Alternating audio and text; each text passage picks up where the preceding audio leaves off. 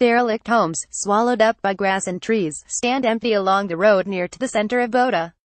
There are vacant patches where buildings once stood. When deadly conflict spread to the town in Central African Republic's southern Lobaye prefecture in 2014, homes were burned and residents fled. The road became known as the Red Zone, a line that separated Muslims and Christians. Thousands were trapped without access to food or medicine. Those who crossed into a rival area risked their lives. Murders, decapitations, rapes and looting were carried out with impunity. But as the fighting spread, Boda's women refused to obey the town's battle lines. Women are not fighters, women just want peace. Women are the ones who face the crisis, says Eiwa Jibu, a Muslim, who gathered women of both religions to convince the militias to put down their arms. Together, they entered areas beset by conflict. The road in Boda that separated Christian and Muslims when fighting broke out in 2014. Crossing it during that time often had fatal consequences. Photograph Andy Hall for The Observer. The women were insulted, threatened and attacked, says Zanetta Zumara, a Christian woman who accompanied Jibu. We would ask those fighting, what do you see around you? Do you see good things in this crisis? What makes you so angry? Some people would say, leave us alone, we don't want to hear what you have to say. Some people said, we're going to kill you, we're going to cut you. Zumara was left with lacerations on her back after she was pelted with rocks while accompanying Muslim women into a Christian area. I just wanted to protect my Muslim sisters, she says. The women were even threatened by a local chief, says Alzina Darasa, a Muslim woman who helped Jibu. He said, you, Muslim woman, you are in our area now, we are free to throw a grenade on you and kill you. We told him, you know you're a chief, you are like the father of the area, and even, you will hurt us today. Conflict broke out in Central African Republic in late 2012, when rebels, mostly Muslims, and many from Chad and Sudan, began seizing control of towns. Known as the Seleka, they eventually overthrew the president, Francois Bozize. Predominantly Christian fighters, known as the Anti-Balaka, retaliated. Thousands have died in the fighting since, and the UN has warned that the humanitarian situation is deteriorating, with attacks against communities on the rise. More than 1.1 million people have been displaced, the highest number since the conflict began, and 2/3 of the country is now controlled by armed groups, which have multiplied in number. Graphic showing where Boda is. Boda, 60 miles west of the capital, Bangui, is one of the few areas that has relative stability. In August 2014, almost everyone in the town fled their homes, with 60% clustering in camps and the remainder, more than 10,000 people, fleeing to the bush. Today, Muslims and Christians mix in the market and, although the houses on the Red Zone remain empty, some residents pass along the road. But convincing former fighters to disarm, and healing divides between two communities that have lived through brutal violence, is a painstaking process. Muslims and Christians have lived alongside one another in Kar for generations, though not without tensions. Across the country, the legacy of Muslim slave traders, along with a tendency for the minority to be slightly wealthier, means Muslims are often viewed with suspicion.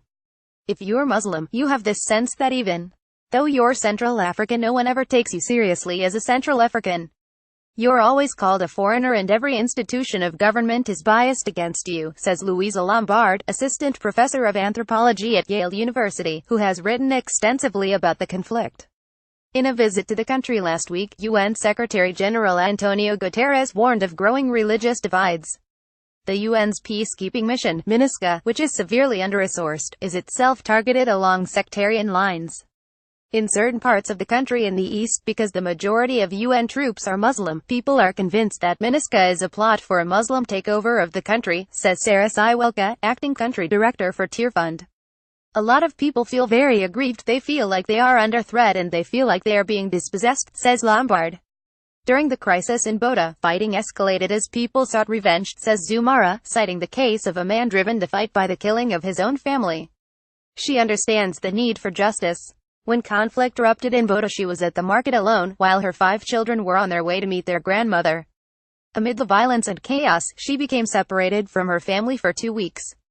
When she found them, she discovered that her daughter, 11, had been raped, a crime that has been used as a weapon of war across the country, according to research by Human Rights Watch. She is solitary now, she doesn't really like to stay with the other kids. Even when you look at her you can see she is a little girl with problems, says Zumara, who also lost her house in the conflict. As a rape survivor, her daughter faces mockery and stigma. Zumara wants the man responsible to be punished, but has no idea who he is.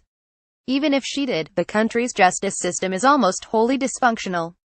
Not only is there impunity for those who committed violence, but weapons remain in the hands of former fighters and are widely available. A grenade can be bought for the price of a cola. Simona, a Christian who lived in a refugee camp with her 9 children for 2 years during the crisis, says she has been threatened by Muslims on the streets. Some Muslims take drugs and say, "We still have fuel and we still have matches too. We are going to burn your house again. We burned your house before and you ran into the bush." Some people, she adds, aren't ready to forgive. Despite such tensions, and despite the removal of UN troops from Boda in June, the town has remained relatively peaceful since the summer of 2014. There are still incidents. 2 months ago, a young man threw a grenade in a Muslim area, threatening to start a new war, but none have escalated. The town's mayor, Boniface Kata, whose brother was decapitated during the fighting 3 years ago, has worked closely with Muslim and Christian leaders, urging them to relay a message of peace to their communities. Though fighters haven't relinquished their weapons, attitudes have changed according to Kata. "Our main objective was to make sure people are morally disarmed because, even if you have a weapon, unless you use it, it cannot kill anyone," he says. Muslim and Christian communities in Boda play in and watch football matches organized by Tier Fund to foster social cohesion. Photograph Andy Hall for The Observer. There are regular events to improve community relations, including Christian-Muslim football matches, drama, workshops, and open church and mosque days. Jabu and other women also farm together through a cooperative project supported by Tier Fund in the UK, which from November will match donations to the charity's Appeal for Car. In some towns, projects aimed at easing community relations are superficial, says Yasir Baradine, vice-president of the Prefectorial Council of Boda. But in Boda people want peace. The two communities have seen the consequences of the war, says Baradine. Both Muslim communities and non-Muslim communities lost families. We lost our houses. It is like a personal decision that the two communities have decided to stop the conflict and live together in peace. Women lost everything, adds Jabu. The ones who used to do small trade now can't get enough money to start their businesses again. Some lost husbands and children too. Some families still live in the bush because their homes were destroyed. Darasa is one of the many who lost her livelihood when she was forced to flee her home. "I had nothing, no possessions, I just ran away," she says. "Even the birth certificates of my children are lost."